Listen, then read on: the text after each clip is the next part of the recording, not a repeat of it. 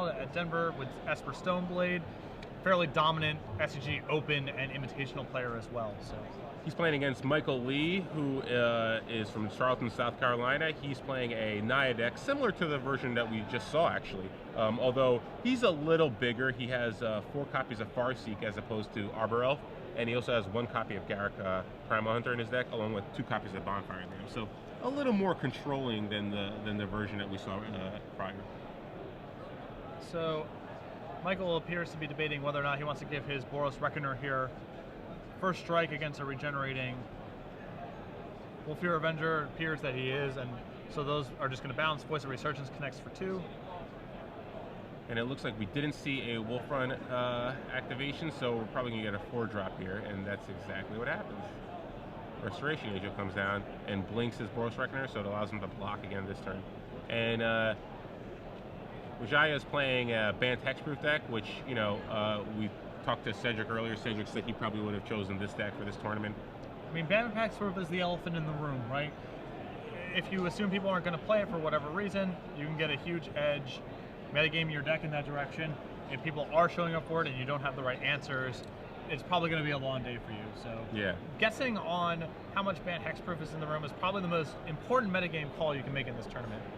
And Bant Hexproof, when you're playing against a deck like Big Naya, the way that Hexproof wins those games is usually turn 3 Geist, turn 4 Unflinching Courage on my Geist, or Spectral Flight.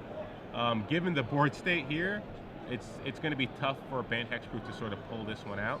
But again, because of the life totals are so low right now, a timely Spectral Flight on that Geist that's currently in play could actually be just enough.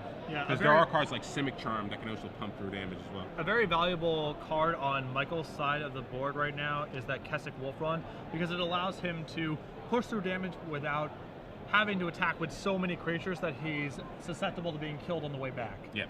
And so he can kind of control the pace of the damage race over the next 2 or 3 turns, because he can send 1 creature, get through a bunch of damage, send 1 creature, get through a bunch of damage, and then finally send everyone when the time is right. So and Vidi's at 9 here, so yeah, that's exactly what he was thinking. For instance, Michael can just attack with Voice of Resurgence and Boros Reckoner. Both those cards are very tough for Vidi to block. And if he doesn't block them, he can actually just pump one of them up and drop Vidi down to 1. Threatening lethal for sure next turn, and he'll still have a Restoration Angel back to block. Yeah, and another play that he has also access to is just attacking with Restoration Angel and pumping it exclusively, leaving back Boros Reckoner on defense, which then makes it very challenging for Vidi to attack, because he basically has to attack for lethal because the Reckoner is back on D to shoot back. So he has a lot of control over the way that attacking and blocking works over the next couple of turns. So let's see if he with Vidi at 9. If he attacks with Restoration and Boros Reckoner, he forces a block. He forces Vidi to block. So I kind of like attacking. Well, let's see here. Geist come down. So it looks like Resto's just going to come over. Yeah, it's too dangerous, I think, to attack with it. Given that Michael's at 10, I think it's a little too dangerous to attack with anything else. So you might as well just max pump here. Yeah, I like this. Looks like he's pumping for 1, so I guess he's going to play the Voice of Resurgence. He has another Voice in his hand? Okay. Yeah. So another Voice is going to come down.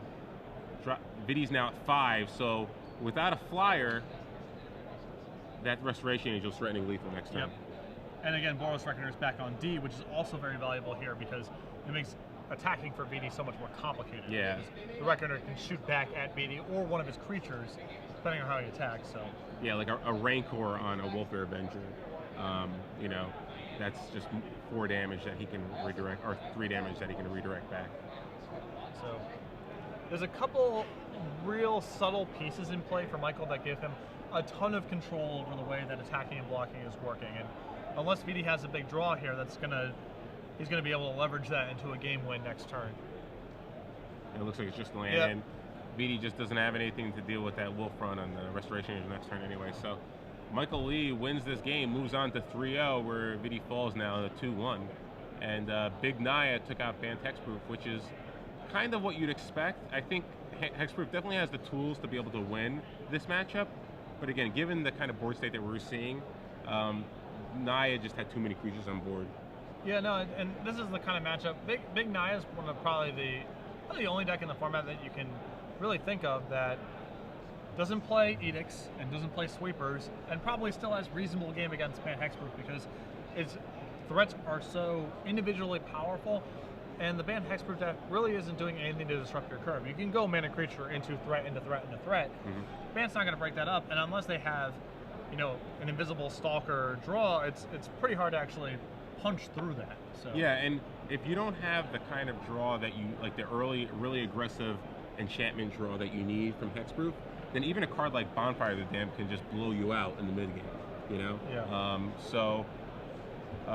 It'd be interesting to see whether or not Vidi can recover. Again, now that he has one loss, maybe he'll be in a bracket of more control decks. You know, it's tough to say, but it's really a crapshoot with a deck like Ban Hexproof because you really want to get in the right bracket in order to be successful. If you're in the heavy Naya bracket, I don't really think that's where you want to be because you don't want to have to play against cards like Stringer of Geist and Advent of the Worm and all these like aggressive type cards. Because that's not really what your core competency is. Yes. So, like I said, you know, it's the elephant in the room. I think for a lot of players, it's kind of the crapshoot, right? Yeah. It's like if I play against the right decks, I'll probably have a good day. If I don't, you know, I'm not. The deck's really not that great against. People always think the deck's great against aggressive decks because it has unflinching courage in it. But the fact is, that's really your only card that's good against aggressive decks. Yeah. Everything else is pretty bad against aggressive decks. So yes, you can get cheap wins with a Spectral Flight on a Geist Saint Trap. But even like the right aggressive decks, like a red-green deck, can definitely put more pressure on you than that. You know, early on. No.